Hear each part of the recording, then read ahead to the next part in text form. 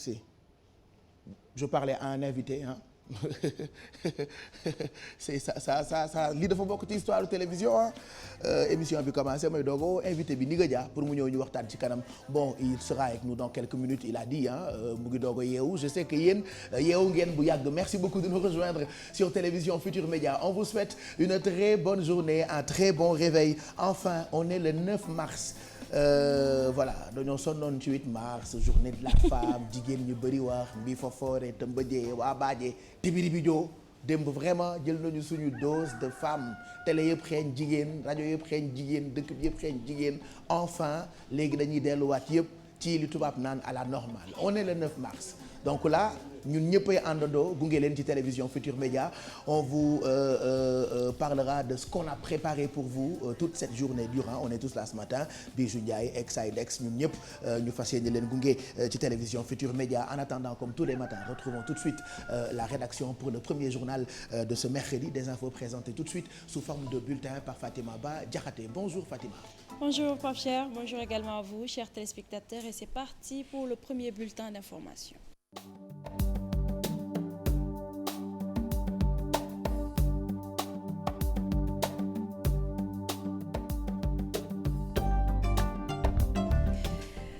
Bonjour à tous. Référendum du 20 mars, le blanc cassé remplace la couleur rose du bulletin du non rejeté par l'opposition. Un changement qui surprend Sada Ndiaye et compagnie. Plus de détails avec Cheikh Tidiane Dione.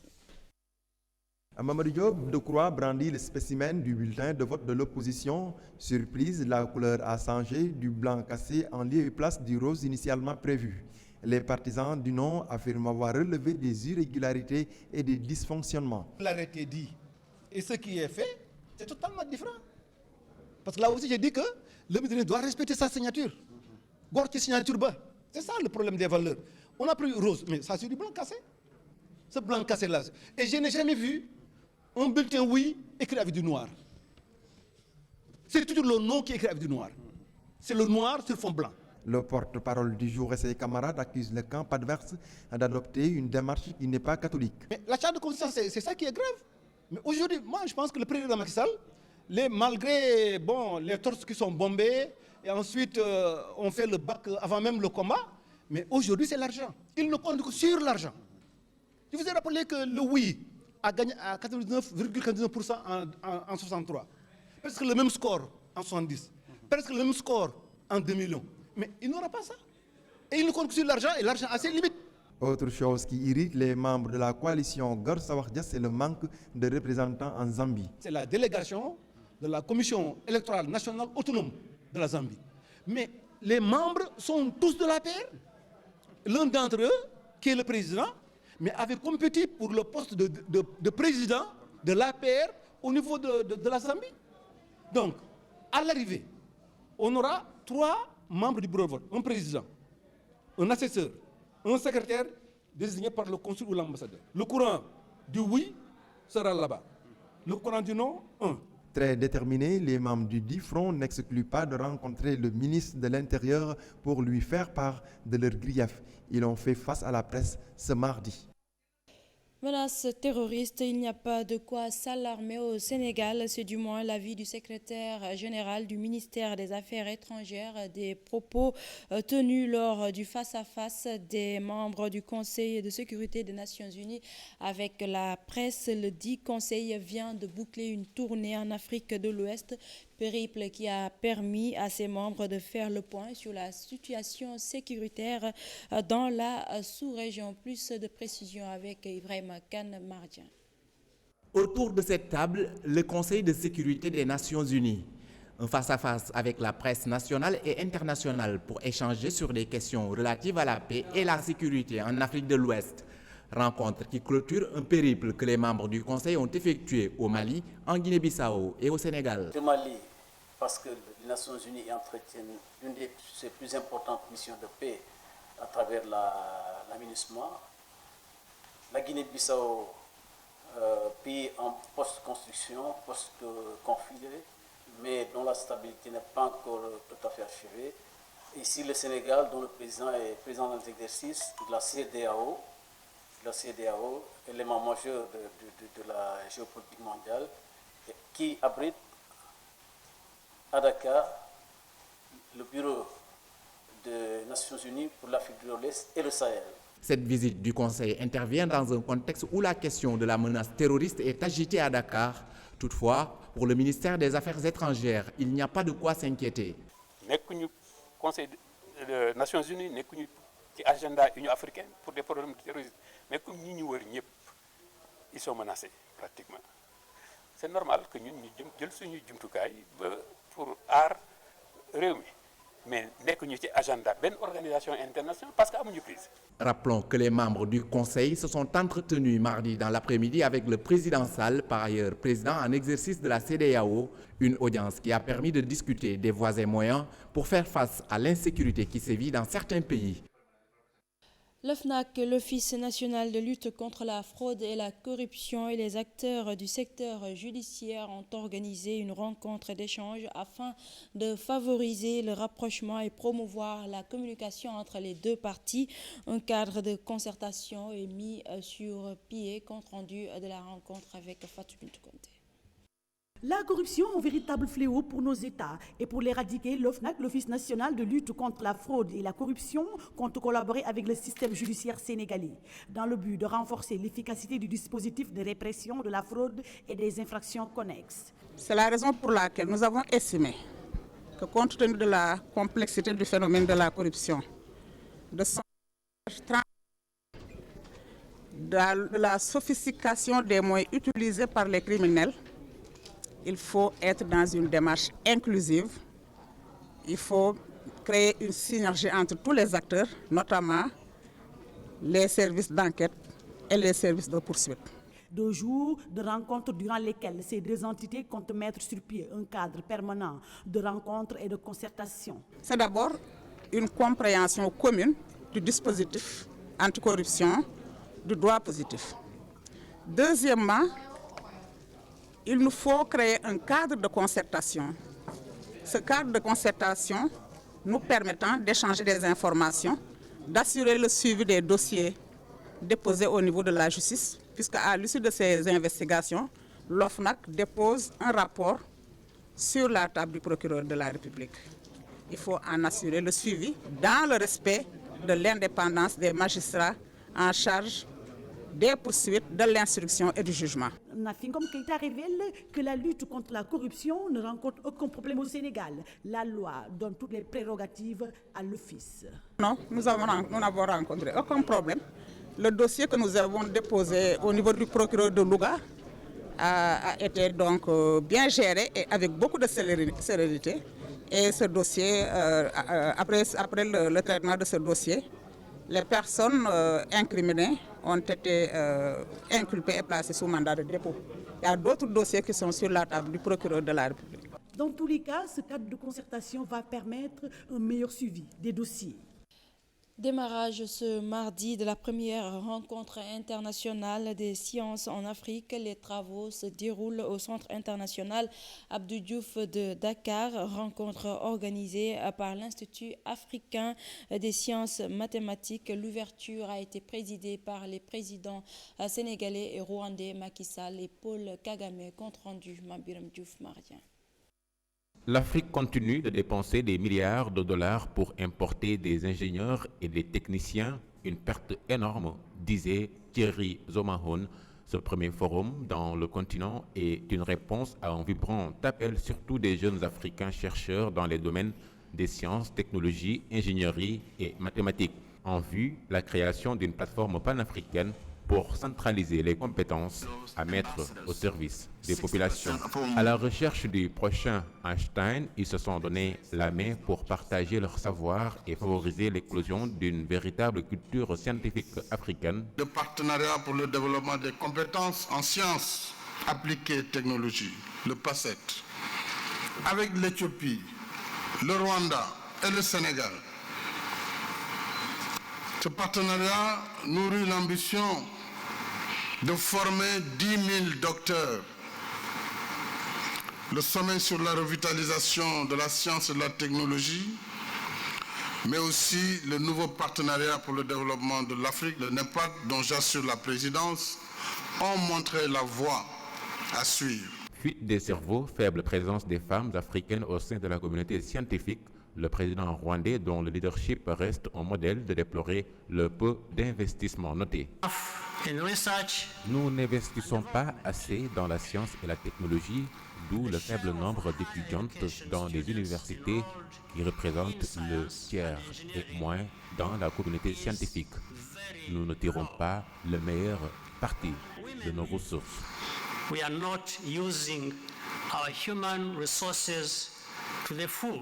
15 lauréats bénéficiaires du programme de bourse Excellence du NEF distingués. Dès le coup d'envoi, le public s'est vu gratifié de belles sonorités. Du nouveau dans la mort des deux jeunes filles, sur la mort des deux jeunes filles de Bogal, les deux corps sans vie sont à l'hôpital de Sédhiou depuis lundi. Les parents attendent les résultats de l'autopsie. Correspondance Bakary Conté, Salassambe.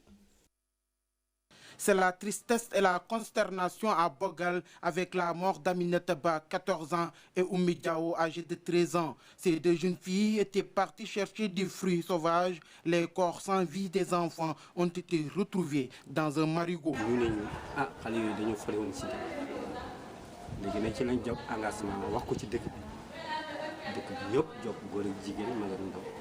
Les deux enfants étaient partis chercher des fruits sauvages. Tout le village informé, les populations sont parties à leur recherche. Nous avons suivi leurs traces, c'est ainsi qu'on les a retrouvés dans l'eau. C'est El Hadj Sow qui a retrouvé les deux corps sans vie.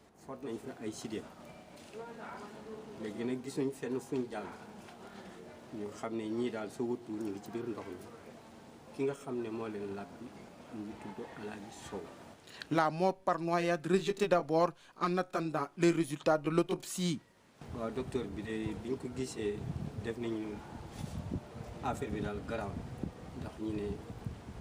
Le docteur nous a dit que c'est grave car celui qui est mort dans l'eau doit vomir de l'eau, mais pas du sang. Il dit qu'il est dépassé de cette noyade.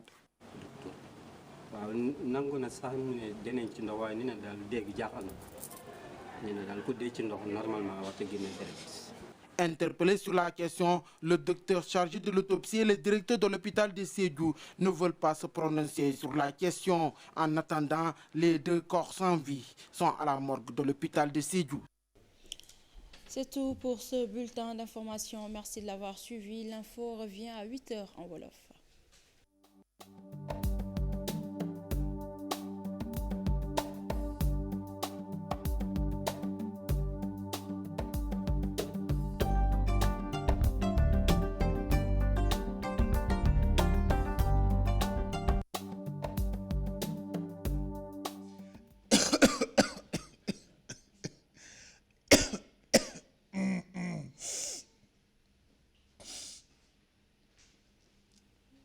voilà man tamit yeewooguma fi ne nii mbàjj laay gént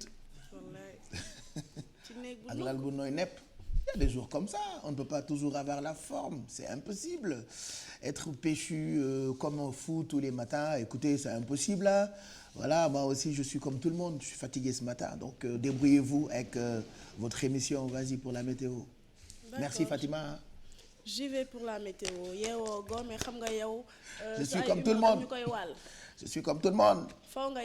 Parce que ça a humeur, je suis obligé. Ouais, tu es obligé de me réveiller. Obligé. Pour ñi seetaan. Wow, les téléspectateurs, ils n'attendent que toi pour se réveiller. D'accord, ok. Comme noonu la bàyyi leen ma yeewu rek ñu ngi leen di ñaanal en tout cas bëccëg bu neex ci télévision Futur Média. Nous remercions toute la rédaction. C'était le premier journal de ce mercredi matin. Je redis encore ce que j'ai dit ce matin. Enfin, on est le 9 mars. Fini avec cette journée de la femme. Fatima Ba Diakhaté, tu restes avec nous puisque filé que 8h daañu àndaat ak yow ci beneen journal boo xamee ni ci wolof nga ñu koy présenté. En attendant ñu jàll ci xibaaru jaww ji météo bi laataa ñuy ñëw ci yéenekaay yeeg seen i xët ba Mamadou Mouhamed Ndiaye di yegg si pour revue de presse bi. Alors tey seddaay bu xaw a miti la ñu yeewoo fii ci Ndakaaru beaucoup de vent. J'imagine que température bi wàcc na ba ay 18 degrés. wàccul ba ay 18 degré. Pape Cheikh xëy na ngelaw li mooy tax nga am impression wu ne dafa sedd. kon liw bi yëpp ngelaw li la. ngelaw li la.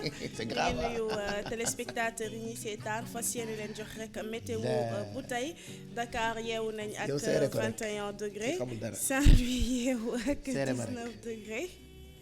c'est vrai man dama am sama caméraman bopp am sama réalisateur bopp am sama technicien son bopp am sama directeur bopp. am sama assistant bopp am sama lépp bopp voilà yow seere ma rek. man daal boo paree change ce plan voilà un plan TV5 merci allez on continue nga baal ma rek de maa la dagg noonu ndax doye di rek yaa ne ma yeewu man su ma yeewoo mu doy waar su ma coowee coow lu bëri su ma coowul coow lu bëri kon tey maa coow lu bëri rek. waaw d'accord donc tu disais que du 18 degrés jusque liw bi ngelaw li rek la. ngelaw bee tax ñuy gis ne dafa gën a sedd waaye ni ki démb tey ci Dakar yeewu nañ ak 21 degrés Saint-Louis yeewu na ak 19 degrés Podor 20 degrés Matam 22 degrés Linguère 21 degrés Diourbel 20 degrés Kaolack itam 20 degrés Tambacounda 19 degrés Ziguinchor 19 degrés Kolda 18 degrés Kédougou 18 degrés ci ngoon gi Dakar dina am 28 degrés Saint-Louis daal di am 34 degrés Podor 38 degrés Matam dina dem ba 40 degrés Linguère 39 Diourbel 38 degrés Kaolack 37 degrés Tambacounda 37 degrés Ziguinchor dina am 36 degrés Kolda 36 degrés Kédougou 37 degrés géej gi feroon na bi ñetti waxtu ci guddi gi jotee dina feraat bu ñetti waxtu ci bëccëg jotee ba tegal fukki simili dina yéeg nag incha allah bu juróom-ñeenti waxtu tegalee fukki simili ci suba si waaye tam dana yéegaat ci guddi gi bu juróom-benni waxtu tegalee fanweeri simili waxtu yi nga xamante ne gën ngir dem géej mën a nappi nag ba ca njëkk weesu na diggante benn waxtu bu tegal fukki simili ak juróom-ñett la woon jàpp ñetti waxtu bu tegal fukki simili ak juróom-ñett si guddi gi la woon ba ca topp dana am ci diggu bëccëg gi bu benn waxtu tegalee ñeent fukki simili ak juróom-ñett jàpp ñetti waxtu bu tegal ñeent fukki simili ak juróom-ñett soleil bi fenk na bi juróom-ñaari waxtu tegalee ñaar fukki simili ak benn jant bi dana sow bu juróom-ñaari waxtu ci ngoon tegalee fukki simili ak juróom-ñeent Pape Cheikh lii la ñu mën a jàpp ci xibaaru jaww. tu sais su ma la déggee ngay làkk wolof la ou français sama xel day dem ci Anna Rocha mu ngi liggéey rajo Futur Média moom mooy def RFM soir alors Anna Rocha on lui demande de faire une émission en wolof mais elle dit suñu xarit auditeurs yi ñu ngi leen di remercier ci seen écoute bi ci rajo Futur Média ñu àndandoo tout de suite ci seen jotaayu information bi nga xamee ni ñu ngi leen koy proposer en direct fii ci RFM ngeen di ñu écouter ci 94.0 c'est grave hein qui sait kenn xamul lan la ñuy làkk ñun waa Ndakaaru en réalité je connais un vieux qui me disait dégguñu wolof ñun xale yi dégguñu wolof dégguñu tubaab da nga ciy gis ku la dàq soxo boo xoolee ba ca biir boo ko joxee sujet verbe complément du la ko mën a rimer comme il faut bon après malheureusement c'est ça même nous autres quand nous faisons nos réunions de production bu ñu waree def émission dañuy laaj ndax en wolof la wala en français mais on dit en langage urbain langage dakarois quoi mais bon ba tey c'est pas grave de toute façon c'est ce que nous comprenons nous après certaines personnes disent que c'est ce qui fait le charme de ce pays d'autres disent non l'essentiel mooy jàng bi dafa am solo am xam-xam déggal tubaab waaye wolof bi itam war nga ko dégg parce que moom nga nàmp merci pour la météo ma fàttaliwaat ko mbokk yi liw bi yëpp ngelaw li rekk la espérons que fii leeg 11h dina xaw a tàng tuuti mais en tout cas il fait très frais et comme on dit ci woy bi nga xam ne ni moo ñuy gunge ci météo bi bu seddee ñu ne dafa sedd bu tàngee ñu ne dafa tàng mais puisque la majorité l'emporte ñu bëri nee na ñu seddaay bee leen gënal parce que ci ngay sol lu la neex ci ngay mel nu la neex bon ak lu ci mënti nekk rek ñu ngi gërëm bu baax waa service national météo dafa mel ni yëpp a yam de defe naa loolu la woykat bi wax bu ci xas yegg si ba jàll da nga naan moo lu gënal sedd bi ak tàngaay bi dafa mel ni yëpp a yam bu ci xas yegg si ba jàll da nga naan moo la gënal seddaay bi la ak tàngaay bi c'est grave waaw parce que tu sais yenn saa yi sax di nga liw boo xamante ne ci fajar gi. da ngay namm été. doo ko tey ci saa si été bu ñëwee. yàlla bu courant coupé guddi nag nga tëdd amoo ventilo amoo climatiseur. mais boo ci boolee am yoon nga namm sedd. boo ci boolee am yoon yii Pape Cheikh boobu da ngay toog di jooy. tu sais que yooyu dem ci kër yi Fatima baal ñu rek dañuy waxtaan tuuti waxtaanu fajar pour ñu mën a yee xel yi tuuti tu sais yooyu dem ci dëkk yi sama kër la ñuy jógee doog a dem ci nit. kon de sa kër moom demu leen même yeneen maris sa kër la ñuy jógee. je te jure yooyu sama yoowu kër bonjour Exidex on parlera de ta maladie tout à l'heure bonjour Mado on parlera de ta journée d'hier parce que hier tu as battu le record de la femme la plus extraordinaire du Sénégal je vous raconte l'histoire ci kanam mais je promets que yooyu dem ci kër yëpp balaa ñuy dem jalonnement pour dem kër Exidex kër Zeyna kër Bijou kër Fatima sama kër la ñuy réunion tu sais que yenn saa yi nga sol longue marche yeewu ñu retroussé ko yooyu la man sama yow kër boo tëddee ci lal bi boo yeewoo ci suuf ngay fekk sa ay yooyu ñoo lay yenu teg la ci suuf doo waaj dem ci ma wàññi marche yi wàññi ko il y a des jours comme ça et si vous voulez après mën nañ def ay débat inutile oui mën nañ def débat inutile débat inutile parler de tout et de rien après on va lancer le hashtag man parmi débat inutile yi li mbi fa foore sama bopp mooy lan moo tax déglu ma fii lan moo tax lundi sori vendredi et pourtant vendredi dafa jege lundi oui on fera des débats inutiles bu ca kanamee man sama sujet pour un débat inutile mooy et regardez li xool leen li ma leen wax vendredi samedi dimanche lundi pourquoi vendredi jege lundi mais li ma jaaxal mooy lan moo tax lundi moom ci boppam ni ko vendredi jege moom sori ko parce que ça te fera vendredi samedi dimanche lundi waaw léegi pourquoi lundi sori ko lundi mardi mercredi jeudi vendredi pourquoi c'est un truc que je comprends pas mais parlons-en tout à l'heure merci on te retrouve dans quelques minutes pour horoscope bi en attendant on retrouve les journaux yéenekaay yi ak seeni xët comme d'habitude ci ndimbalu Fatima Ba Diakhaté l'observateur la ñu koy njëkkee moom mi nga xamee ni yeewu na tey ak waajtaayu référendum beeg présidentiel 2019 Macky qui déroute Maître Wade loolu Fatima ñoo ngi koy lire ci xëtu yéenekaay bii di l'observateur waaw Pape Cheikh l'observateur ci lu soxal njiitu président Macky Sall la xëy ak ki fi nekkoon njiitu réew di Abdoulaye Wade nee na nag mel na ni Macky Sall daal dafa yàq programme am ndax moom Abdoulaye Wade jongante njiitu réew yi mu ngi ko jàppoon ci atum 2017 ba tax na plan ak programme yi mu amoon yépp ci date boobu la sukkandiku woon ngir rek def ko waaye fi mu toll nii faaw mu xoolaat programme boobu la yépp ak plan boobu yépp ndax jongante présidentielle yi ci atum 2019 lañ ko jàpp.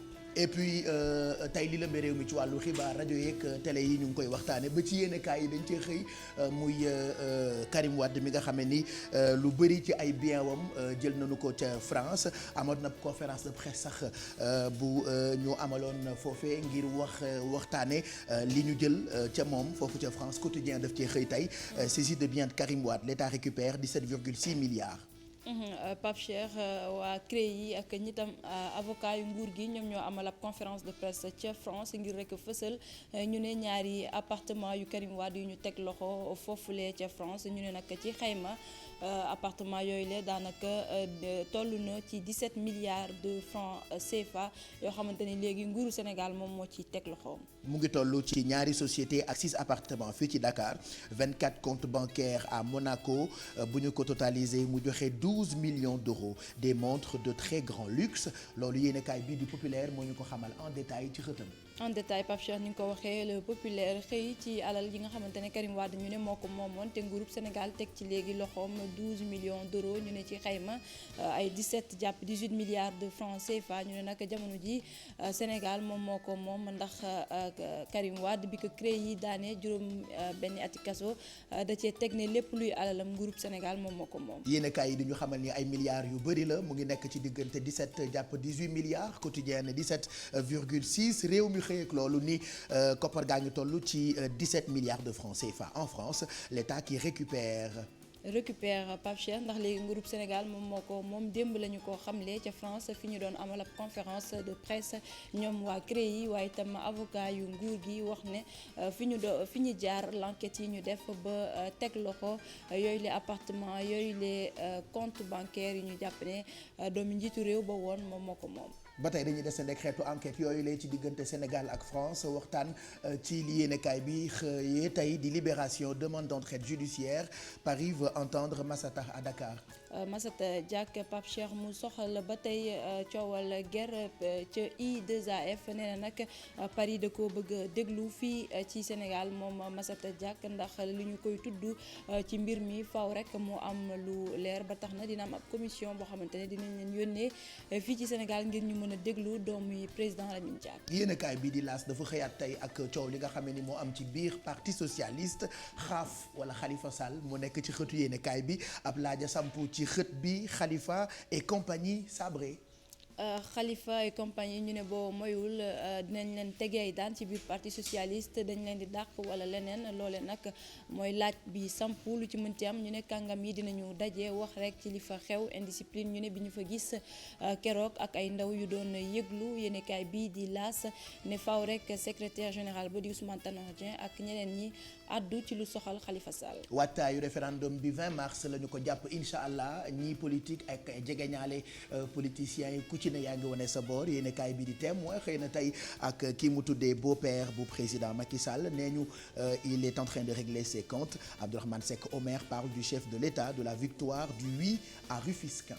waaw Pape Cheikh moom beau-frère bu chef de l'État boobule le Témoin dafa sekk waxtaan bu yaa ak moom mu wax ci lu soxal tolluwaay réew mi rawatina li nga xamante ne moom mooy def actualité bi jamono ji di référendum bi nee na nag askanu Sénégal dañoo war a jàppale président Macky Sall fexe ba référendum boobule oui bi daal di ci ëpp que ñi nga xamante ne saafaan wa la ñuy wax dellu si na ci jaar-jaaru président Macky Sall te jàpp nañu itam mooy njiit bi gën ci Sénégal. coowal tëjub frontière Sénégal ak Gambie Zoom daf cee xëy tey ak wooteeb xalif bu Léona Niassène mu ngi woo ñaari président yi Macky ak Jammeh ngir ñu ibbi ko loolee ñoo ngi koy liir ci xóotu yéenekaay bi di Zoom. mi ngi leen di woo ci Zoom Pape Cheikh ndax tëjub frontière boobule kilifa gi nee na ay jafe-jafe yu tar la jural ñi nga xamante ne ñoom ñoo di transporteurs yi moo xam ñu ne ca Gambie wala bokk fii ci Sénégal mu ne nag mbir yi mi ngi bëgg yàgg te ba tey ñaari kilifa yi réew yooyu lee di Gambie ak Sénégal ba tey yooyu ñu cee yàbbi kilifa bi moom li mu bëgg moo di président Macky Sall ak Yaya Jammeh addu ci ni mu gën a gaawee. ñu waxati ci coowal cimetière ya ne ca Pikine sëgu Pikine yàgg nañu ko sax-saxe fan yële enquête bi la yéenekaay bi di Grand Place xëyee tey profanation du cimetière de Pikine ci français ni l'aveu ñaari néew la ñu exhumé démb ci guddib 1er ak mercredi 2 mars.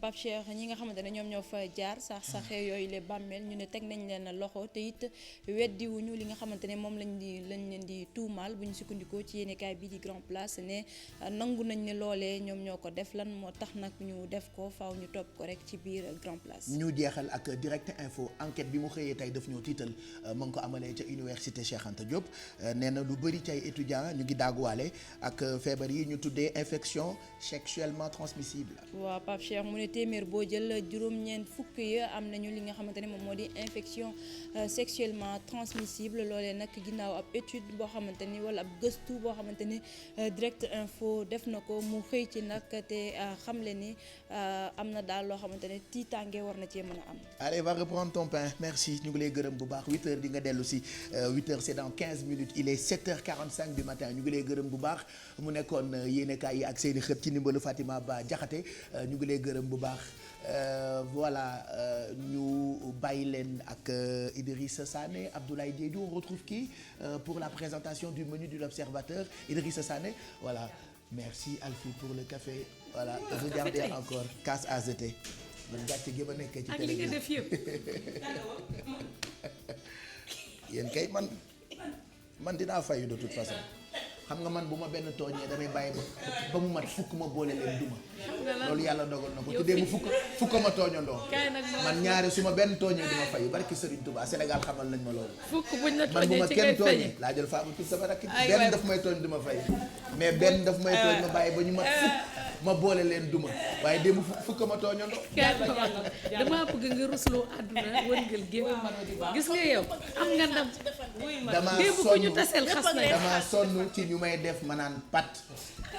parce que damaa sonn ci ñu may def boobu ba tey ma naan pat. voilà léegi man nee naa su ma benn tooñee ñaare damay bàyyi ba mu mat fukk ma boole leen duma waaye comme démb fukki jeeg a ma tooñandoo dinaa fayu ci fukki jeeg. ah oui da ngay bàyyi ba mu mat ñaar fukki jeeg déedéet bàyyi noonu rek sama waaj tey da ngaa feebar loolu àdduna rek. ñu ngi lay xaar ci gaalu xaj. lan ñu ngi lay xaar. dinaa ca lekk. moytu lekk. neen dafa dégg wolof noonu. waaw nañ ma te sedd ba lekk te mu fekk ma ca. xam nga lébu kenn du lu ma ci góobee gàll kenn du defanteeg moom ci bon lakk jën. trêve de commentaires en attendant retrouvons la rédaction du quotidien L'Observateur pour la présentation du menu du L'Obs de ce mercredi 9 mars 2016. Bonjour Abdoulaye. Bonjour chers lecteurs et bienvenue dans la rédaction centrale de L'Observateur pour la présentation de la une du jour. Ce matin, chers lecteurs, nous parlons de la présidentielle 2019. Macky Sall déroute Maître Abdoulaye Wade. Et c'est clair que la décision du président Macky Sall de tenir la prochaine élection présidentielle en 2019 a pris de court les partis de l'opposition qui étaient déjà dans la perspective de 2017. Et Maître Abdoulaye Wade, qui se voit également obligé de revoir ses plans, n'a pas perdu du temps pour s'y mettre. Selon les informations qui nous sont parvenues, des consultations tous azimuts vont être enclenchées par Wade depuis sa retraite de Versailles pour étudier les modalités de redimensionnement des activités de son parti. Et selon les informations, les changements dans le programme d'activité politique du Parti démocratique sénégalais entraîneront un changement des hommes. Les soi-disant réformateurs vont être extirpés des rangs du PDS. Le cabinet du président Wade devrait ainsi entamer sous peu des contacts avec les responsables politiques et les leaders des formations alliées. On nous annonce également que Maître Wade sera à Dakar pour donner corps au combat politique et discuter avec certains responsables du financement des activités du PDS. Chers lecteurs, à lire également ce matin cet entretien que nous a accordé Barthélémy Diaz, le député maire socialiste, qui dit que Tanor n'est pas le PS et pourquoi je vote non. Barthélémy Diaz vote non comme Khalifa Sall d'ailleurs au référendum du 20 mars prochain. Depuis Paris où il séjourne actuellement, le député maire socialiste condamne dans l'entretien qu'il nous a accordé les incidents de samedi dernier au bureau politique du Parti socialiste. Comme pour imputer la responsabilité au pouvoir actuel, Barthélémy Diaz affirme qu'il y a une tentative de destruction du Parti socialiste après l'épisode de l'Alliance des forces de progrès et du Réumi de Idrissa Seck. Il y a également les détails d'un crime crapuleux à Diaobé à lire dans l'Observateur. Alimou Diao, bastonné à mort par 5 individus.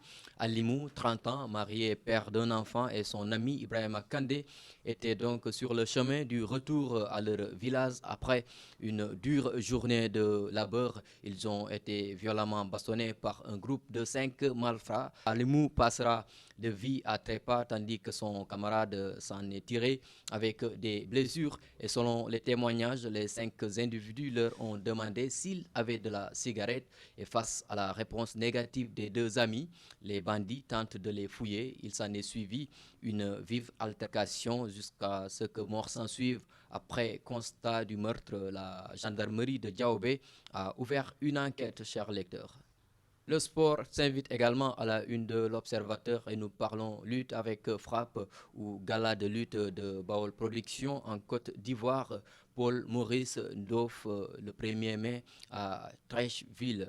Et oui, le gala de lutte que le promoteur Hassan Diaye compte organiser à Abidjan, donc se précise petit à petit. Le promoteur de lutte qui a séjourné pendant une semaine chez le président Alassane Ouattara a reçu le cutus de la fédération ivoirienne de lutte. Et le gala initialement prévu pour ce mois de mars aura finalement lieu le 1er mai à Treichville.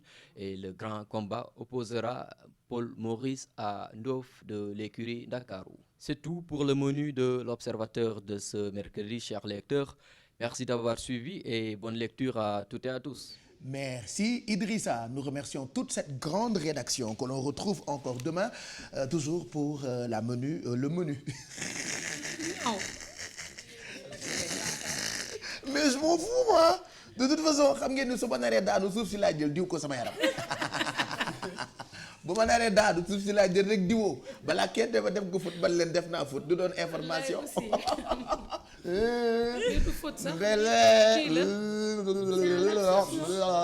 C'est un lapsus, c'est pas une faute. Kenn laaju la yéen fi ngeen toog amul micro kenn déggu leen voilà. Bon, on se réveille 7h52 on va enchaîner avec notre Coming Next avant de astafurlah des na horoscope bi di wax.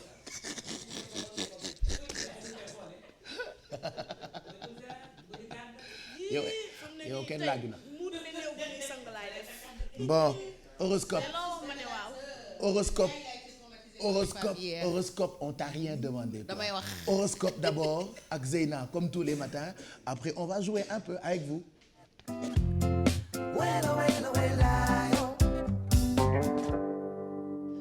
Alors Ndeye Seynabou on démarre d'abord avec les béliers. On démarre avec les béliers Pape Cheikh tey jii ñi ngi leen di wax ne dinañ mën a recentrer wu autour de li nga xamante ne moom mooy seen essentiel nañu profiter de cette journée nag ñu mën a def un peu de sport bu ñu fa jógee nag ñu daal di dallu bu baax. Taureau yi ñi ngi leen di wax ne lenn ci seeni ay projet tey jii fileek yi ay fan plutôt dina mën a aboutir seeni ay xarit nag su boobaa danañ ci kontaan lool waaye pour le moment lu ñu soxla mooy patience laata loolu di ñëw bu ñu yàkkamti torop. Gémeaux yi tey jii di ngeen am occasion wu yegg ci ay sommet ci seen cadre liggéey dinañ leen féliciter bu baax a baax waaye su fekkee ne bëgg ngeen loolu am tey jii ci journée bi bu leen tayal def leen seen liggéey na mu waree def leen li leen war. man tey loo baax na loo def noonu la booy wax sax ma def pause xaar. Cancer yi ñoom nee nañ leen depuis quelque temps ñu ngi am envie entreprendre élargir seeni ay horizons am ay xamel yu bees yoo xamante ne dinañ leen mën a permettre ñu avancer ci seen liggéey su fekkee ne nag am nañ atu yépp en main nañu persévérer ba keroog ñu ciy am ndam ba keroog ñuy am la ñu bëgg. Lion yi ñoom ñi ngi dund période boo xamante ne am nañu ay problème wu xaalis loolu nag nekk na loo xamante ne fan yi mi ngi leen di jaxase bu baax a baax waaye ñi ngi leen di digal rek ñu fexe ba loolu bañ leen tere ñu dem liggéeyi bañ leen tere avancer. Vierge yi ñoom nag seen partenaire wala seeni ay collaborateurs jamono ji dañ leen di solliciter lu bare c'est le moment nag laata ñuy gën a sore ñu mën a waxtaanee certains points yoo xamante ne ëllëg ak si biir mën na leen andil problème lu ci mel ni gestion ak finance. c'est le moment xaw ma nan la tudd. waaw coupé oui décalé c'est la le waaw moment coupé décalé c'est le moment dafa deer de. c'est le moment. oui baal ma. déedéet man tey loo def noonu la jàll ji. ok loo def bëgg c'est le moment de continuer. d'accord je continue. Vierge yi ñoom neen astafurlah maa ngi ci balance yi ñoom période bi ñu ngi privilégier seen vie professionnelle ak partenaires yi nga xamante ne ñu ngi ko am ci seen cadre liggéey loolu nag tax na ba amuñu temps bu bëre pour seen partenaire li ñu leen di wax mooy ñu jéem ko xajal tuuti ci seen emploi du temps. Scorpion yi ñoom pouvoir de création ak loisir tey jii ñoom ñoo nekk seen priorité.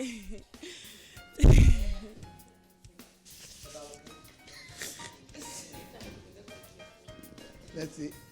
Continue, c'est le moment. C'est le moment. Le pouvoir de création ak foo moom moo nekk seen priorité tey waaye heureusement que ñoom ñu ngi épanouir bu baax a baax ci seen liggéey ci domaine bi nga xamante ne moom la ñuy yëngu ba tax na loolu yépp tey ji du metti gérer. ma ñëw nag ci sagittaire yi ñoom jamono ji ñi ngi bëgg des seen kër wala des en famille nañu nekk nag à l'écoute de leurs enfants su fekkee ne des nañ seen kër tey ji parce que seeni ay doom am na xëy na loo xamante ne bëgg nañ leen ko wax mais dafa mel ni ñoom ñoo ubbilul kanam xale yooyu ba tax na tey ji liñ leen di digal mooy ñu bàyyee nopp seeni ay doom. Capricorne yi ñoom seeni ay pensée tey jii dafa orienté wu bu baax a baax ci communication contact yi nga xamante ne dinañ ko mën a am ak nit ñi waaye waruñu fàtte nag seen biir kër seen foyer daal ñoom itam soxla nañ leen. Verseau ñoom dinañ mën a fësal tey seeni ay don fësal li nga xamante ne moom la ñu mën wala sax ñu waxtaanee un sujet boo xamante ne tenir na leen à cœur waxtaanee li am valeur à leurs yeux tey jii kat c'est une excellente journée pour que ñu mën a communiquer dinañ mën a argumenter dinañ mën a baab tamit ñi nga xamante ne moom lañ koy sekkal. Poisson yi ñoom tey am nañ bonne volonté am nañ tamit vitalité tey jii ñoom dinañ am occasion wu mettre en valeur seen bopp tam ba tax na dañ leen di digal ñu def attention bu baax a baax ci seen apparence Pape Cheikh lii mooy horoscope tey yem ak mercredi 9 mars 2016. Et puis dañuy yendu ak internautes yi tey mercredi comme chaque mercredi on joue un peu débat inutile. Moi j'ai choisi un sujet. Maintenant yéen mën ngeen tànn sujet bu leen neex ñu joxe ko ci Facebook bi comme hashtag waaw sujet inutile. Débat inutile. D'accord. On va proposer aux aminotes que ñu jox ñu ay sujet léegi ci sujet yooyu semaine prochaine chaque jour ñu tànn benn boo xamante ne moom la ñuy waxtaanee. Donc semaine prochaine dañuy continuer tey ak semaine prochaine pour débat inutile. Pour qui tu te prends toi? loo bëgg. Ah tey rek la ñuy def débat inutile. Pour qui tu te prends? léegi débat inutile. Yow depuis que tu as fait une émission qui a cartonné hier nga yeewu fii foog di ci animatrice yi nga bokk. D'accord. ci public bi télé bi dafa am ay animateur ak ay public ak ay invité. Yow tu fais partie des invités de la télé. D'accord, je suis invité. Ah je suis invité. Def émission cartonné foog di. ci invité yi nga bokk de. Voilà bokk amaguloo place yaa ngi Eva Tra fi am fi mu ne nii. Ah ba pare moom Eva Tra ci kanam naa def thème ci moom parce que waxoon naa ko pesam yooyu na ko bàyyi fi mu jógee ak leewam yooyu. quand même pes bi noonu lu ko teree def chignon bu o ndax yow ni nga seytaane bëgg xaritoo ak tàmm ngeen kuy doog a ñëw ci télé bi rek ngeen jéem a xaritoo ak moom waane ba tey kooku de bambara la bu lu leer naa la bambara la de boo xaritoowee ak moom par la force doole mbaam danga koy yàqal too de sa kanam ngoo gàtt gibraat ma petite maman ba nga ñëw fi ci kanam rek merci Zeyna donc débat inutile choisissez des sujets moi le sujet que j'ai choisi pourquoi lundi sorry vendredi pourquoi lundi sorry vendredi et pourtant vendredi dafa jege lundi c'est un truc que je comprends pas. moo jaaxal ñëpp. Oui, donc tu viendras nous parler de ça. Bonjour Chiara, ma cousine. Bonjour, est-ce que tu as un sujet pour le débat inutile? Je vais y réfléchir. Tu réfléchis? Tu réfléchis? Toi, tu réfléchis? Oui. Oh, mon ami Excidex qui est malade. Tu réfléchis? Mais pourquoi tombe-t-on malade alors? C'est un sujet pour un débat inutile? Je te jure. Il est très malade. Allez, on laisse le soin à Zeyna de rejoindre waa Rahma Damba Fitness pour li nga xam ne ni moo jëm ci Yeewu Gym. On vous souhaite encore une très bonne journée. ñu ngi leen di xaar ci téléphone bi 88 628 22 22 ainsi de suite ñetti numéro de téléphone yoo xam ne fu ngeen ñu làmb daj ñu donc bu ñu demee léegi nii ci Yeewu Gym dinañ leen proposer ay exercices. J'hésite entre ñu dem ci Yeewu Gym puisque le journal normalement c'est dans une minute. wala ñu def Yeewu Gym ñu journal ba pare d'accord donc nañu journal ba pare Mado daf ma fay pour bañ ma boole ko ci fayu bi Fatima Ba seytaane bi attends je vous raconte Fatima Ba seytaane bi démb elle n'est même pas venue m'aider bi émission bi jeexee ma dem rédaction romb ko mu naa ma billaay yow ni ma amee lu ma metti waxuma ñu takk la foofu -5 ma ñëw médecin après la mort. Merci. Autre information kenn rek moo ma trompé oui il y a une femme qui m'a trompé ici. Ah oui. Ça j'ai envie d'en parler. Ça j'ai vraiment envie d'en parler. Il y a une femme qui m'a trompé. Yéen ñëpp mënu leen xam kan la une femme m'a trompé et j'ai très mal. Parce qu'elle m'a trompé Fatou Dieng ndekete li ma koy wër yëpp ndeke Fatou bii la bii yoo ko daloon kenn musul gis loolu je te jure mun naa leen waatal ni j'étais pas au courant vous me connaissez sauf si j'étais au courant dinaa ko nuyoo nii ndekete yoo Fatou ni ma ko gëj a gis et puis yéen da ngeen complice ak moom en plus la dernière fois def naa avis de recherche ci moom ngeen def genre ouais elle est en vacances elle se repose Bijou Ndiaye seetaane ba di ba xool moom kay Fatou Dieng ndeke Fatou dafa marinière woon donc regardez ces photos cette photo plutôt je ne fais que des fautes depuis ce matin pourquoi je sais pas alors cette photo c'est pour elle c'est pour le bébé voilà elle a eu un petit garçon toute l'équipe de Yeewu Leen ñu ngi féliciter Fatou Dieng et on souhaite bienvenue à ce bébé au Sénégal et normalement yàlla bu doon def balaa ngay judd da ngay tànn fi ngay juddoo Sydney laay juddoo ba lu leer laa leen wax parce que j'ai envie d'être un kangourou.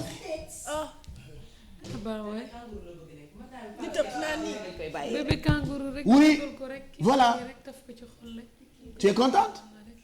voilà allez regardez la photo j'arrive pas à lire liñ ci bind mais c'est pour le bébé de Fatou Dieng. Bijou Ndiaye. Voilà un petit garçon quelle joie. On trouve le nom du bébé avant le baptême? On essaie? Pourquoi pas? Oui, Pape Cheikh.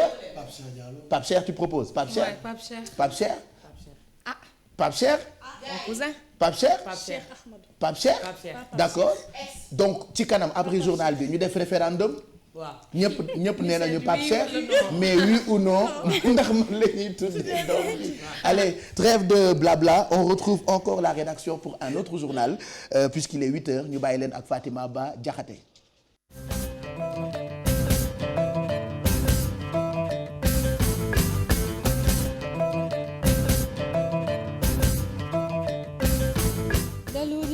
rafetlu seen ànd ak Télé Futurs Médias xibaar yi ñu doore kook référendum bi ñu amal ñaar fukki fan ci weeru mars jàppale ne nag ni blanc cassé moom la ñu tànn ngir rek mu remplacer bulletin bu rose bi nga xamante ne moom la ñu jagleel non te kujje gi doon ko ŋaññe kujje googule Sada Ndiaye ak ñi mu àndal ne sax boobule changement da leen a bett njort ne daal am na lu ci nguur gi bëgg ñu teewlu leen ak Cheikh Tidiane Dione. Mamadou Diop Decroix di wone spécimen bi nga xam ne moom moo war a nekk bulletin de vote bu opposition bi mbetteel gu mag la ci am gannaaw bi mu gisee ne couleur gi dañ ko mujj soppi weex lañ ko def te pourtant nag dañ ne woon rose la waroon nekk ñu bootu ci bile coalition ne ñoom daal dañu gis ay tolof-tolof. bii ak bi mu signé du benn xam nga bii bee rose la bii moom blanc cassé rek la bi blanc cassé rek la blanc bi moo ëpp rose bi donc blanc cassé. blanc cassé moom wax dëgg yàlla lu mu bindoon sàmmantuwul ak kaddam ñu bëgg daal góor ca signature ba.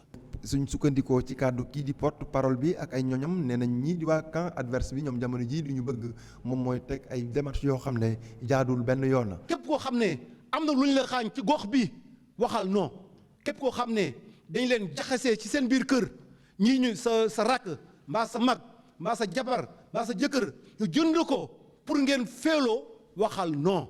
leneen lu leen ëllëm bokk na ci li nga xam ne amuñu lii di représentant bu leen war a toogal foofee ci réewum Zambie. Zambie des Sénat mu ñi nga xam ñoo fa toogal Sénat bi ñoom ñëpp ci ñett yi waa APR lañu président bi waa APR la yeneen ñaar membre yi APR la président bi ci boppam dafa doon xëccoo jiitu parti APR fépp ci Zambie waaw ku wax dëgg yàlla sa ambassadeur bi président Macky Sall moo ko nommé xam nga bu buy tànn moom bureau de vote muy président bi muy assesseur bi muy secrétaire bi du fa tànn koo xam ne dina yàqal Macky Sall. ñi bootu ci coalition bi jamono ji nee nañ sax ñoom dàquñu daal di daje ak kii di ministre de l'intérieur ngir daal di ko xamal seeni jafe-jafe ñoom ñu ngi xam ne lu ni mel jamono ñi jàkkaarloo ak way taskatu xabaar yi. ñu wax ci lu soxal menace terroriste bi Sénégal nag amul dara lu muy tiit loolee di gis-gisu secrétaire général bu ministère des affaires étrangères mu doon ay kàddu yoo xamante ne mi ngi ko yëkkati ci ab janook taskatu xibaar yi ñu doon fësal membre yu conseil de sécurité des nations unies conseil boobu leen nag ginnaaw tournée bu mu def ci Afrique sowu jant wax na ci lu soxal karange Afrique sowu jant nee na du dara loo xamante ne Sénégal moom war na koo tiit jamono ji Ibrahima Kane ak Modou Diop teew nañ fa.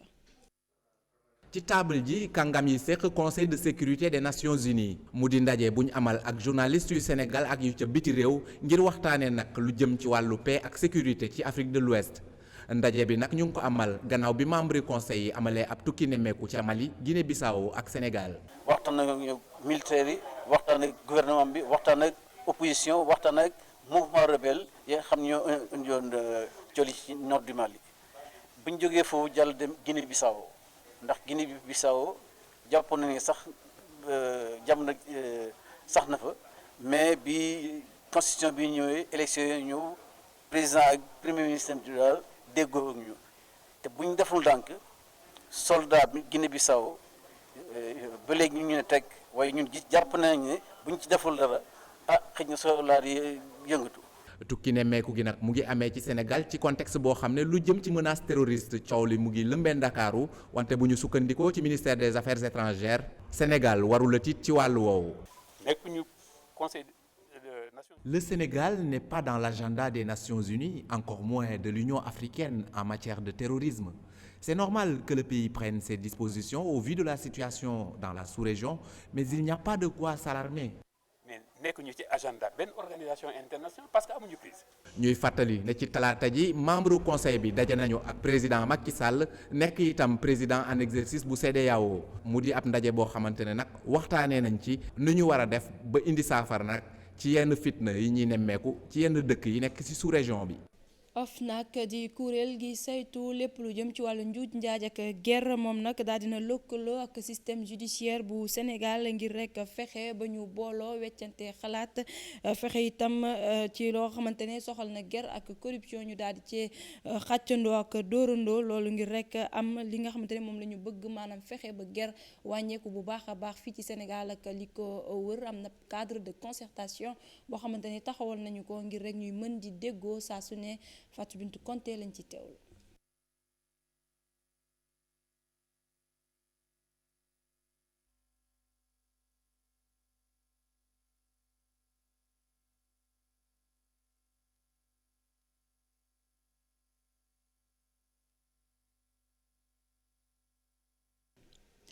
ñu ngi jéggalu bu baax a baax ci bile élément ñu wax ci rencontre internationale bi ñu jagleel wàllu science door nañ ko nag fii ci Ndakaaru ni ki démb ci talaata ji liggéey nag ñu ngi koy amal fële ca centre international bu ñu duppee Abdou Diouf mu nekk ca Diamniadio doon na nag ab bés boo xamante ne ay bés yoo xamante ne dañ ciy waxtaan lépp lu soxal wàllu science ak mathématique cérémonie d'ouverture bi nag njiitu réew bu Sénégal ak bu Rwanda ñoom ñoo ko président Macky Sall ak Paul Kagame ñu teewlu ci Mame Biram Diouf.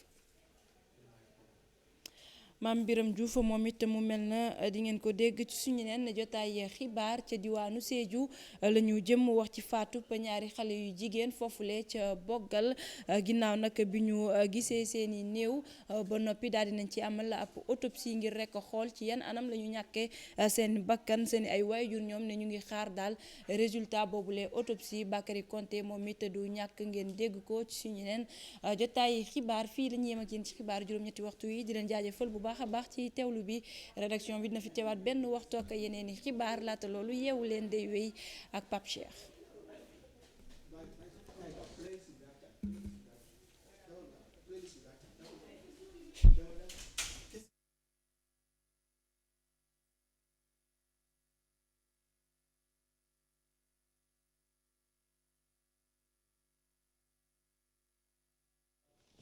merci Fatima c'était le journal wolof bi lañ ci àndoon ak Fatima Ba Diakhaté ñu ngi koy gërëm bu baax di dig daje xarit yëpp ca kanam ci diggu bëccëg bi ak rédaction ba télévision Futur Média alors comme promis ñu ñëw nag àndandoo ak waa Rahma Damba Fitness pour Yeewu Gym Zeyna que l'on retrouve tout de suite ci jardin yu Yeewu leen moo àndandoo ak ñoom pour ñu jox ñu ay exercices yoo xamante ni mën nañoo dimbali ci fajar gi 8h10 mooy doog jot. Êtes-vous prêt Zeyna est-ce que pare ngeen Zeyna c'est parti Zeyna pour Yeewu Gym ma nga taxaw di waxtaan rek ayca ngeen proposer ñu ay exercices yoo xamante ni même chez vous mën ngeen reprendre exercices yi nga xamante ni coach yi ñu ngi ñu koy proposer pour ngeen def ko en même temps ak ñoom c'est parti.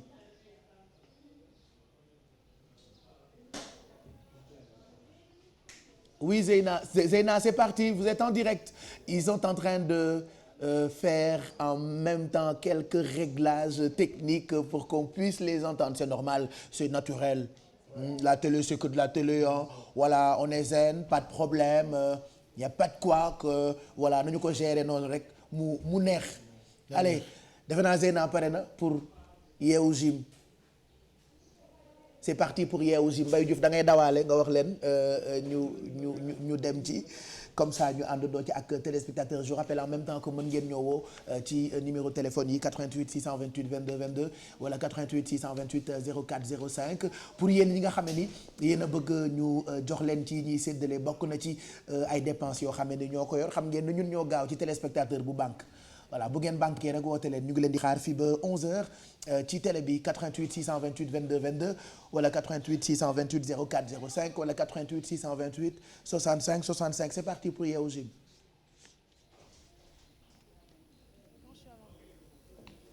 On est mercredi xam ngeen ne mercredi yi nag ci biir Yeewu Gym waa Rahma Damba Fitness ñoom la ñuy dalal tey coach Madieye nekku fi kon coach Mohamed moo fi nekk mais toujours avec ces drôles de dames tey nag nee nañ fàkk la ñuy andil xaw ma luy fàkk xaw ma dañuy préparer fàkk xaw ma lu ñu nar mais daal fàkk la ñu andil coach Mohamed maa ngi lay nuyu. waaw Zeyna ñoo ngi lay fay. alors les filles yéen tam maa ngi leen di nuyu. tey da ngeen xaw a sedd. ah. kon xam nga nu may def. bàyyi leen ngeen wan ñu lan mooy fàkk. d'accord. tey dañ leen a andil fàkk. fàkk ça veut dire fessier abdos cuisse. ok waaw benn kii la ci. 12, 13, 14 et 15. 1, 2, 3, 4, 5, 6, 7, 8, 9, 10, 11, 12, 13, 14 et 15.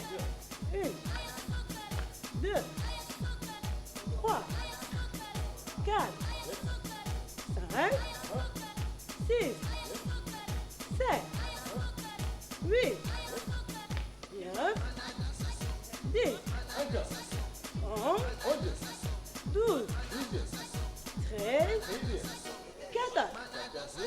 15, 1, 2, 3, 4, 5, 6, 7, 4, 5, 6, 7.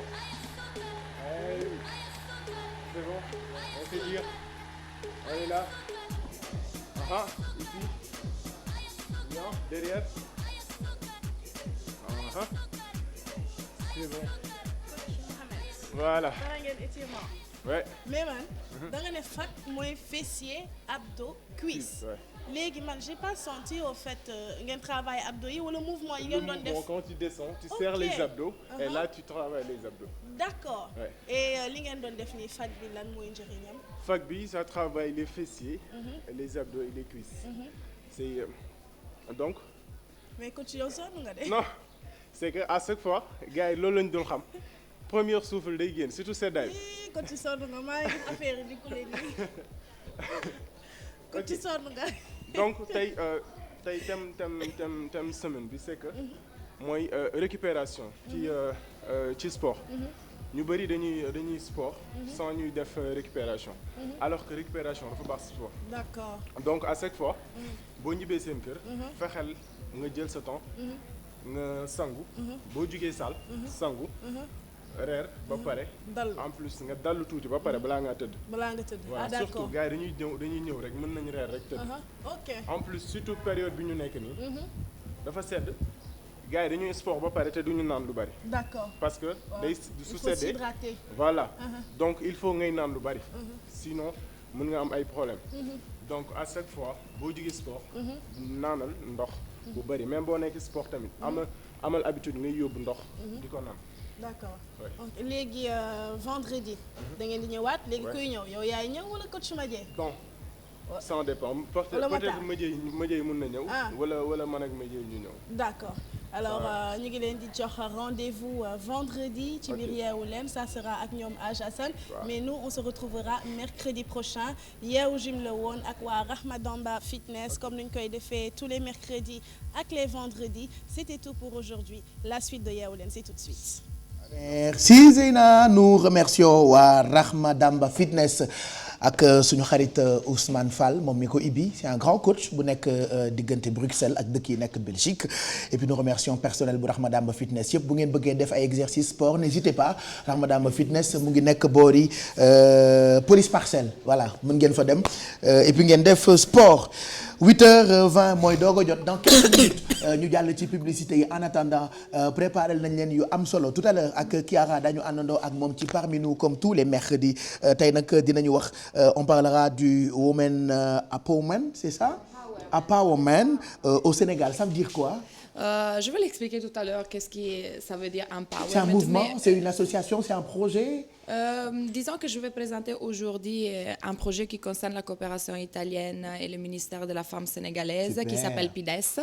Et on aura comme invité la coordinatrice du PIDES qui s'appelle Madame Aïssatou Diop et qui sera là avec nous. C'est pour continuer un petit peu à célébrer les femmes parce que hier c'était la journée de la femme. Enfin, tous les mois on va parler de la femme et c'est important. Non, c'est pas la peine d'en parler tout le mois.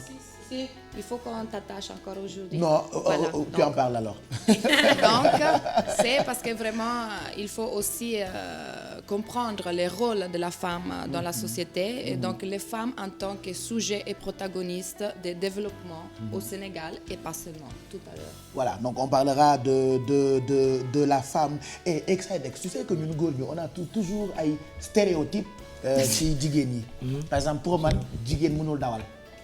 même jigéen yi dawal ci oto ci tali bi boo leen gisee buñ la bu jigéen nekkee sa kanam par exemple def lu dul yoon boo xamul kan mooy dawal boo énervé boo demee boo doon bu nga moo jigéen la c'est les femmes y en a d'autres am na yeneen stéréotypes yoo xamante ni góor ñi dañu ko am ci jigéen. En plus am na benn enquête bu génn ils ont prouvé que les femmes conduisent mieux que les hommes à la fois.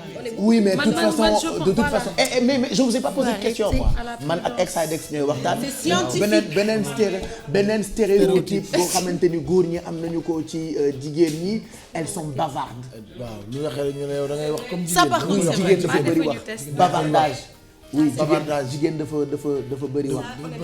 bon peut-être que jigéen moo gën a nekk ci détails yi xam nga góor moom saa day wax rek. non c'est des idées reçues rek après c'est même pas vérifié je pense non ay xalaat la yu nit yi am rek. je sais pas man dawal bi laa ci xam amu leen yeneen yoo xamante ni peut-être yu ñu mën a. que genre jigéen par exemple mënul bricoler. oui. que tout le temps góor yi la ñuy jox pour ñu dem bricoler ji alors que am na jigéen yoo xamante ne boo leen joxee comme mbata mi nekk sunu kër dañ koy waaj a ci atelier lépp lay defar. am na jigéen yu mën a bricoler. t'en as pas d'autres. am na ci par exemple bu fekkee ne ci wàllum liggéey la quoi. donc am nañ liggéey boo ko defee ñu ne non jigéen waru ko def. oui. pourquoi jigéen waru ko def. jigéen mënu ko. c'est logique jigéen mën na ko. c'est des ay idées la yu nit yi am chez pour les femmes. ban stéréotype t'es pas d'accord sur quel tu comprends ma question toute que les femmes toubabes n'ont pas de fesses. C'est vrai. Kim Kardashian. Ça tout le monde pense comme ça. Tout le monde. Les latines ne sont pas des toubabs yoo xaaral ba ñu laaj. Sauf les latines. Mais les italiennes elles sont bien faites. Et non mais ça loolu moom ñëpp loolu la ñu def seen bopp xeetu stéréotype la. Oui même des fois quand on voit des Sénégalaises duñu ko làkk ci wolof balaa muy ñaaw mais bu ñu gisee jigéen bu une femme qui n'a pas de fesses on a tendance à dire que kii elle a des fesses de toubab. C'est ce que merci vous êtes très gentil. Mais toi tu n'es pas une toubab, tu es une vraie Sénégalaise. Disons, mais maintenant, tu es une Sénégalaise. Aujourd'hui, j'étais en train de suivre Yeewu Gym. Je me suis dit, moi aussi, il faut que je me mette au fessier. Quand même. Voilà, donc merci Kiara. Avant de poursuivre avec les autres, pour vous parler de ce qu'on a préparé ce matin pour vous, dañuy dem Thiès comme ni ñu koy defee fajar gu jot fekk suñu ay correspondants un peu partout à travers Sénégal 14 régions yëpp fu nekk télévision Futur Média def na fa dara dañuy dem fekki suñu benn xarit moo ñu teewal ci dëkk bu ñu naan Thiès benn dëkk ñaari gaar Cheikh Anta Diop moo ñu fa teewal Cheikh Anta ñu ngi lay nuyu. Pape Cheikh Diallo. mbaa jàmm nga fanaane. waaw jàmm rek fanaan nañu si jàmm mais dëkk bi xaw a sedd tuuti Thiès tey. ah. Thiès dafa xaw a sedd tuuti tey. oui mais liw bi yëpp ngelaw li la. waaw ngelaw li la woon. ngelaw li rek la amul coow peut-être fii léegi 11h bu naaj bi gënee génn dina xaw a tàng tuuti sinon à part ça naka journée de la femme bi démb comment ça s'est passé. waaw ça s'est très bien passé bon xam naa foofu lañ koy doore ñu gis ne fii ci département bu Thiès ak département bu Tivaouane daanaka jigéen ñëpp jógoon nañ mobilisé wu fête nañ li nga xamante ne moom mooy juróom-ñetti fan yi ñuy jag ci weer wi mars ñu jagleel ko jigéen ñi ñu doore ko nag ci Fandène dëkk la boo xam ne xam nga li njiitu réew mi waxoon ne sàkku nañ ministre bu nekk nga dem sa gox waxtaan ak jigéen ñi wax leen lu jëm ci wàllu référendum bi ñoom occasion la woon ci 8 mars bi ku mel ni Augustin Tine mi nga xam ne moom mooy ministre des forces armées dikkoon na fi jàkkaarloo jigéen ñi Fandène yi yee leen bu baax lu jëm ci wàllu référendum bi ak xool waxtaan ak ñoom lu jëm nag ci naka la ñuy wote waxtaan ak ñoom it lu jëm it ci jafe-jafe yi nga xam ne jigéen ñi waa Fandène am nañu ko surtout lu jëm ci wàllu koom ñoom daal tënk nañu ko wax ne loo xamante ne ay jafe-jafe la te jigéen ñi di ko jànkonteel ci dëkki kaw yi parce que léegi mënatuñu wax sax dëkki kaw ndaxte ay Fandène ay commune rurale la woon mais léegi commune la mais nag ñu jàppale jigéen ñi parce que jóge woon nañ ci ay dëkkaan yu bëree bëri ci commune bu Fandène ak ci notre Diobass aussi nga xam ne Alioune Sarr ministre du commerce aussi moom mooy maire bi moom it wàcc woon na ci askanam jigéen ñi foofu daal li nga xam ne moom la ñu gën a wax moom mooy jafe-jafe ndaxte jigéen ñi nee nañ daal fu mel ni fi nga xam ne mooy nootu dafa néew doole lool jigéen ñi amuñu yenn projet amuñu yenn financement ba tax na ñu ci bëri sax dañ doon génn di dem ay Ndakaaru di liggéey waaye nag jigéen ñi nee nañ xalaat nañ ay projet yoo xam ne dinañ mën a téye jigéen ñi ci biir dëkk bi ñu mën a liggéey te it leneen moo leen naqari woon déperdition scolaire bari woon na fi loolu lu jëm ci wàllu jigéen ñi xale yi nga xam ne dañ leen doon teel a maye waaye nee nañ def nañ ci ay jéego waxtaan ak parents yi ba xam ne xale yi nga xamante ne dañ am ay 15 ans 16 ans ñu leen di maye loolu dañ koo wàññi léegi ba tax na ñu ci bëri nag ñu ngi ci njàngam l'école mi ndaxte li ñu manqué woon moom mooy lycée am nañu lycée ak ay collège loolu it waxtaan nañ ko fi nga xam ne moom mooy Notto Diobass fi nga xamante ne nag dañuy ñëw ci ki nga xam ne mooy directeur général bu Dakar Dem Dikk muy maître Moussa Diop moom ñëwoon na Thiénaba moom it bi mu fi ñëwee waxtaan nag jigéen ñi lu jëm nag ci wàllu nu ñu leen mën a jàppale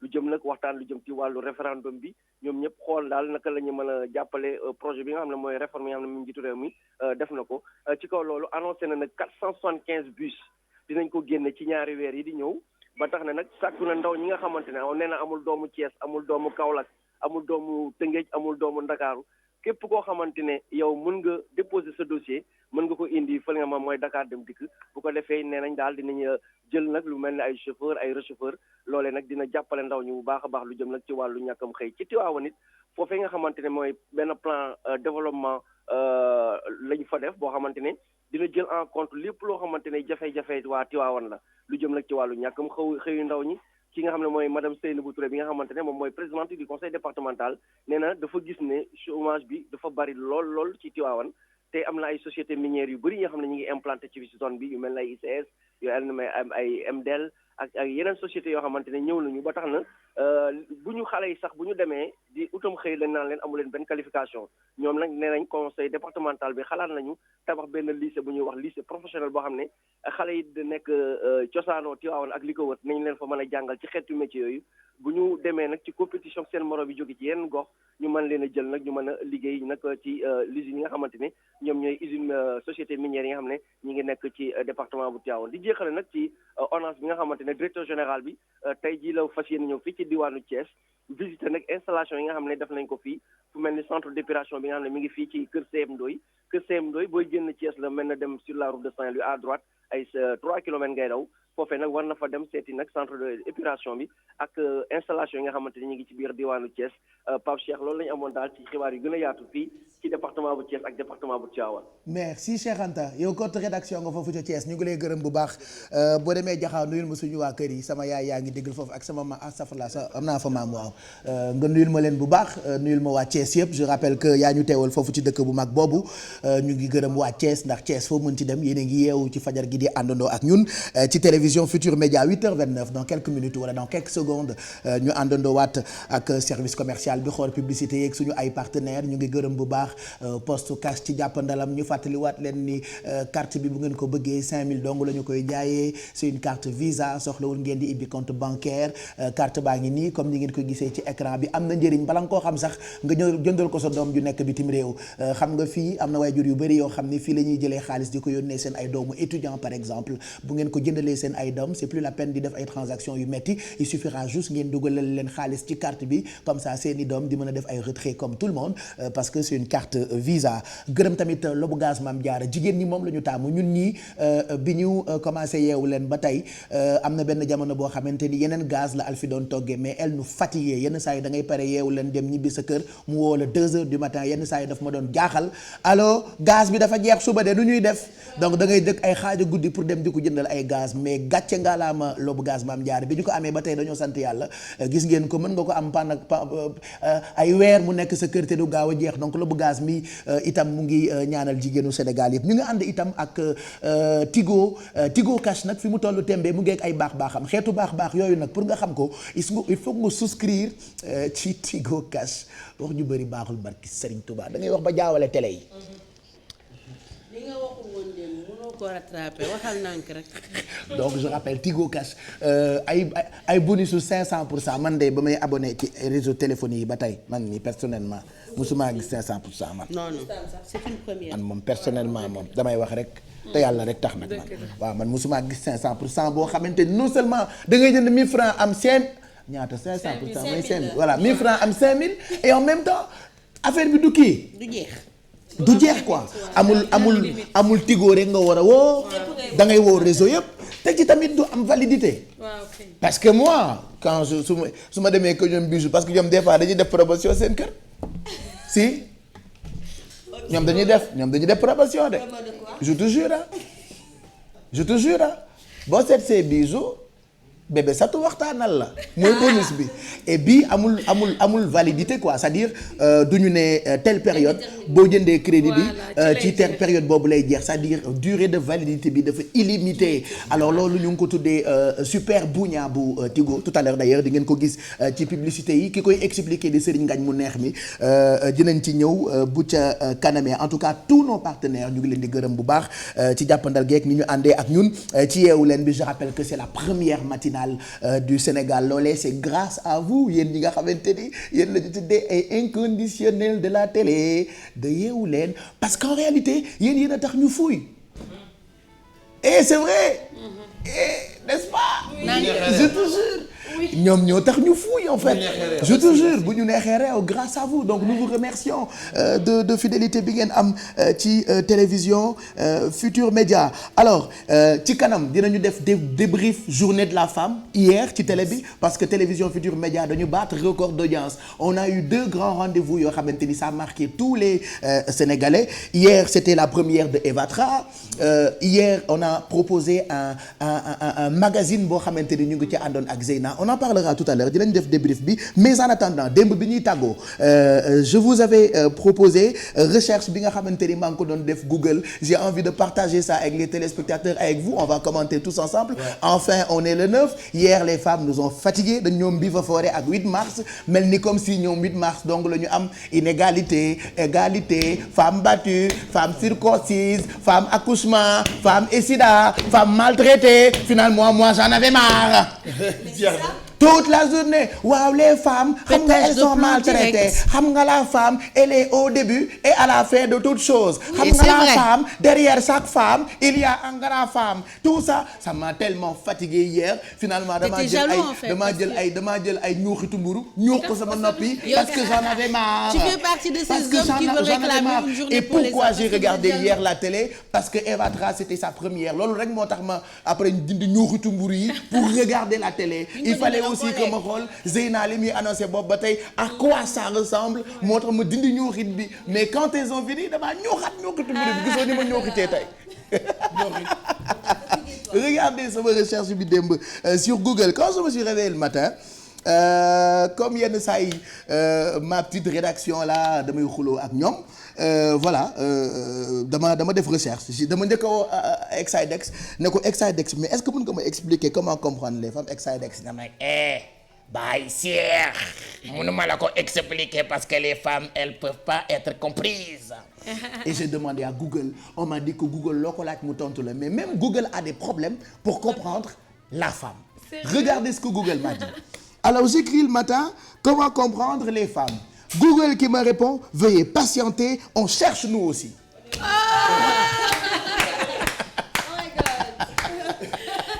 C'est pas possible. Maintenant, on va laisser le soin aux femmes de commenter. Alfie yow yaa njëkk a commenter. Dis-moi ce que Google m'a dit. Pourquoi?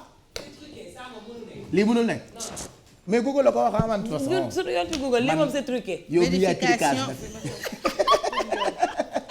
Dis-je, vas-y. Je vérifie. C'est même pas la peine de vérifier. Moi, j'ai proposé, léegi waxuma loo ci xalaat quoi. Comment comprendre les femmes? Google me dit, veuillez patienter. On cherche nous aussi. Aywa. J'ai envie de vérifier parce que j'y crois pas déjà. Je crois que c'est truqué. Voilà. Et deuxièmement, maa ngi gis téléspectateurs yi ak seen ay téléphones portables. Bah oui, il faut vérifier parce que c'est même pas crédible. C'est même pas crédible. Et une chose, faut pas essayer de nous comprendre. Nous sommes trop complexes pour vous les hommes. Voilà. Faut juste nous aimer tels que nous sommes. C'est tout. Nous aimer. Vous voulez nous essayer de comprendre. Mënoo leen ko. Et je vais quand même vérifier. Kiara, vérifie après tu me diras. Kiara, oui, un commentaire sur ça. Cadeau rek. C'est-à-dire? Cadeau, il faut nous faire des cadeaux. Pour vous comprendre. Voilà. C'est trop facile. C'est trop facile. C'est trop facile. Madeleine Diagne. Le pire c'est que Google ils te mettent ça en fait. Compréhensif. C'est pas vrai. Ça t'a fait pareil? Non. C'est là. C'est pas vrai. Femme c'est que vas-y, comment comprendre les femmes? Loolu ma Google tontu ma. Ma ne kon on a un souci à se faire. C'est vrai, les femmes, c'est vrai, hein. Il faut ñu xaw a xoolaat peut-être. On est trop capricieuses, j'ai l'impression quand même. Exidex. Est-ce que toi tu es d'accord avec Google? C'est-à-dire même Google ne peut pas comprendre les femmes. Je suis tout à fait d'accord. Kenn mënu leen comprendre. Li leen comprendre ku ne rek ñu dañ dugal la six pieds sous terre. Ah oui. ñii dañu complexe. ñii bu fekkee lu weex nga bëgg. waaw tàmbaleel ñuul. dëgg la de. dëgg la de. ah mais jigéen complexe na complexe boo xam ne. dëgg la de. toi gën jéppi leen de yaa mais c'est que man dama ko jéemoon. Mais vous les hommes aussi, vous avez vos états d'âme. mais on prend soin de vous même yéen bu leen prendre soin de vous ba mu ëpp nga ne. ñun dañu bëri jikko waa li may toppatee nii. dañu bëri jikko ma leer ne am na keneen. am na lu muy calcul. Bon, en tout cas, c'est ce que Google a dit. Même Google dafay jéem a comprendre les femmes. Après, voilà, après, chacun y va de son côté. Autre chose qui m'a marqué hier. C'est quoi? Je vais faire quand même des jalouses parce que je me suis rendu compte que parmi jigéen yi nekk ci médias yi daf ci am kenn koo xamante ni sénégalais yi dañu ko plébiscité benn dafa rafet ñaar elle est intelligente ñett c'est une battante ñeent xale la pourtant et puis dafa ñuul. Vous voulez savoir de qui il s'agit? Oui. Regardez. Ouais. Et j'étais hyper content parce que on s'est rendu compte que ñun ndekete li ñuy def. yenn saa yi dañuy foog ni lu kii la lu mbojo la. mais ndekete nit ñi dañu koy mbéje. Donc elle a été appréciée par des sites internet hier. Je vais taire leur nom. Il y a d'autres femmes qui sont dans les médias qui ont été plébiscitées, mais je vais taire leur nom. Parce que kuy xalam di ca jaay barke ba voilà et je suis le représentant de son mari au Sénégal voilà représentant exclusif et on te félicite encore. Elle nous appartient. Elle nous appartient. Voilà. Je suis en train de allez boo leen jël kanam bi ngeen taxal ma ko nii boo leen di après malheureusement nuróotul ak lii ñu gisa léegi dafa nguru léegi dafa nguru bii boo defee ni kii bi day gën a feeñ. Voilà et balaa ñuy def débrief journée de la femme bu ca kanamee Alfie qu'est-ce que tu vas préparer pour nous ce matin? Comment bien manger Pape Cheikh xam nga chaque mercredi dañuy andi benn maanaam astuce bu bees boo xamante ne day yokk suñu wérgu yaram rek parce que. baal ma gisuloo ma tey damay jaay boo gos damaa ibi sama kii bi pour wane sama torse. heureusement ji. bëgg si tu. Les tablettes de chocolat tant que tu y es. Après. Fondu. hors antenne. Fondu. Parce que j'ai fait ça yéen ñëpp waxu leen ma dara waxu leen ma tu es beau gosse ou quoi que ce soit. Parce que j'ai ouvert. Tu es beau gosse. Merci. J'ai ouvert. Tu es beau. Moi j'ai ouvert et personne n'a apprécié. Même ma cousine là me regarde depuis ce matin. Est-ce qu'elle avait remarqué ça? Elle n'a pas remarqué dit. Alors que moi je suis l'oncle de Mamadou. Donc ci kanam avec les beurre Sofia. Comme attends, ton fils comment il s'appelle mon neveu? Mamadou. Mamadou comment? Je suis l'oncle de Mamadou.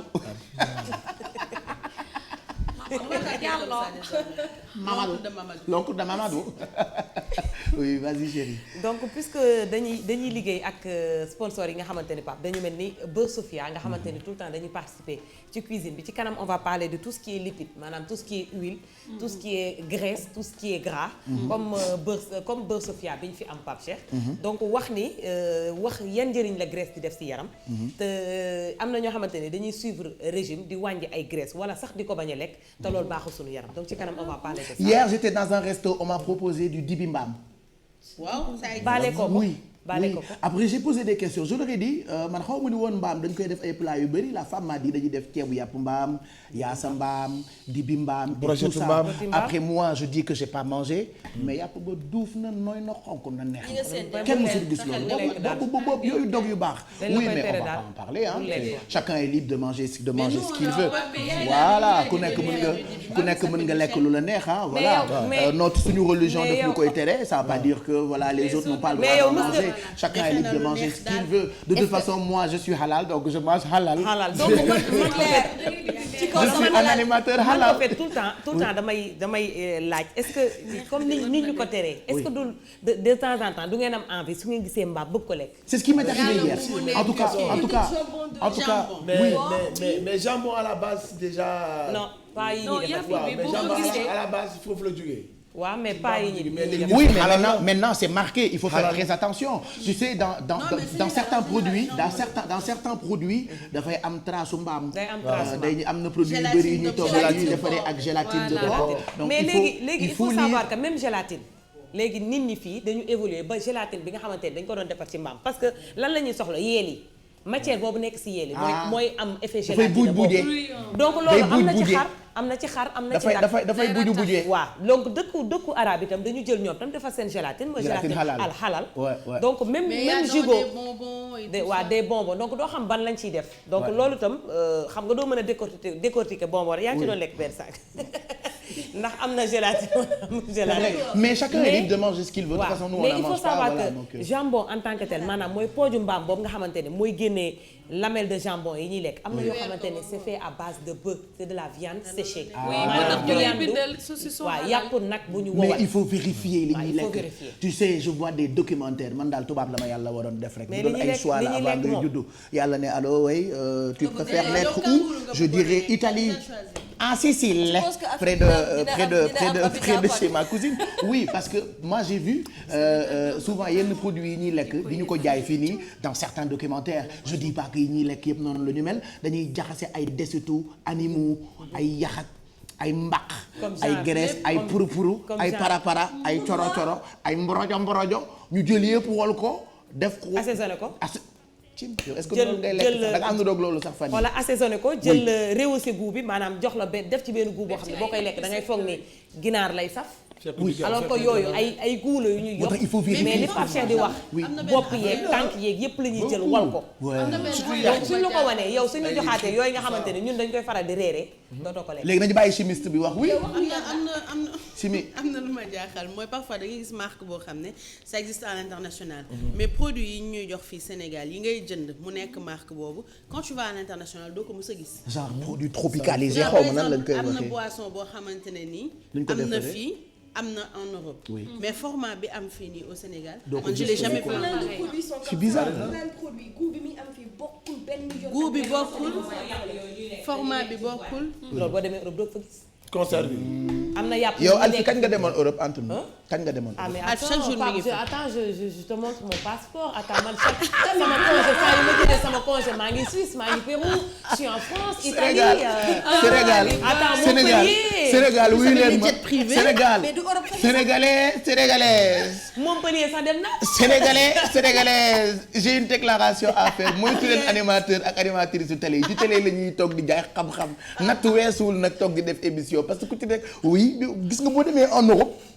bu fa demee foofu noonu fekk xoola xombal bu su fa paase xombal ak a jege fekk yow Dakar yoo mais Pape man en fait blague à part je fais beaucoup de recherches quand même waaw ça j'en sais quelque chose waaw je fais beaucoup de recherches général voyage comme li ñuy wax lu lépp luy laal lekk rek damay bëgg xool dëkk bu nekk ak ñun li ñuy lekk j'en sais quelque chose lan moo koy composé dama sox su ma jinnee lekk damay bëgg xool lan moo si nekk parce que li ngay wax léegi mës naa seetaan documentaire bi ñuy jël tànk ginaar yi bopp yi yëpp def ko si jaxasi ko wal ko te soo xoolee ba xool produit yooyu ñoom ñooy ñëw fii Afrique ñu koy lekk. te kat ñoom bu produit dem foofu. je sais que tu comprends lu si norme yi duñ ko jël dañ la koy delloowaat. je sais que tu comprends li waral loolu yëpp nag. li ma gis li ngay waral problème boobu yëpp. moom mooy c'est un problème de traçabilité. moom mooy par exemple xamuñu voilà. la dame de l'ONU elle avait expliqué. exactement donc te loolu defe naa ne war nañ ci veiller à ce que aujourd'hui les gens puissent savoir ban produit fu mu jugee cosaanam ak composants yi. balaa mu dugg ci dëkk yi. déjà loolu c'est un premier pas deuxième pas bi moom mooy ñun produit aussi yi ñuy defar Sénégal fii nii c'est vrai transformation yombul mën nga transformer produit mu stocké ay bactéries yoo xamante ne par exemple au-delà de 37 degrés dafay toxique ci yow tu vois donc loolu aussi tamit defe naa ne war nañ ko parce que ñun dañoo xaw a sàggan ci produits yi ñuy jëfandikoo on est pas très méticuleux di xool date d'expiration di xool ndax baax na on nous interdit dafa am loo xamante ni ñu bëri dañu koy def pour moytu parce que jamono moo mel noonu ñun par exemple dañuy tere xeeñtu lekk alors que lekk mën nga ko xeeñtu pour voir des fois da ngay gis ci frigo lekk bu fa yàgg da ngay gis ku dugg ci par exemple tu pars en ville nga gis ñu teg ay conserve ay lekk ci mbedd bi ci naaj bi ak affaire yooyu noonu oui mais il faut tout regarder et faire très attention parce que parfois bu fekkee date de péremption bi dafa am ñu ne la lii mun nga ko toogaat quelque temps du rey Sénégal rayul nekk parce que man dama tase kenn ku doon jaay lu ne mel ma xool date de péremption bi ma ne ko lii périmé mun a ma i soxna si lii daa rey kenn mais nag y a un problème dans ce cas ça veut dire que ne aujourd'hui ça revient à qui la responsabilité c'est-à-dire que c'est l'hygiène waaw nu mu fi duggee pour ñu mën ci veiller on dit pas qu'il ne veille pas sur ñu ngi def seen liggéey tout ça mais ñun suñu bopp ñun consommateur ak ñiy jaay ñu xamante ne lu périmé loo sax ta lekk bu ko jox keneen mu lekk ko périmé na. voilà léegi périmé bi sax du ma ci wax mais xoolal li ñu adopté ñun ñii nga xam ne suñu doom yi man je parle pas sax de nous parce que ñun moom weesu na. mais xoolal suñu doom yi ku ci doomam di jàngi. looy def da ngay jël jus yu gën a facile nekk ci marché bi amul woon il y a 10 ans. jël biscuit yi nga xamante ni moom defatuñu mburu defatuñu bisaab defatuñu ndox. da ngay jënd ñaari jus jël ñaari biscuit. bon léegi jàkkaarloo jeex na ñu jàll ci gis-gis. donc c'est ça. léegi dañuy jàll ci gis-gis. buba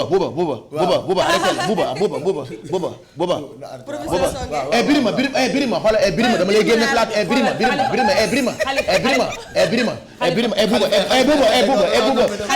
léegi ñu jàll ci gis-gis ak service commercial bi déglu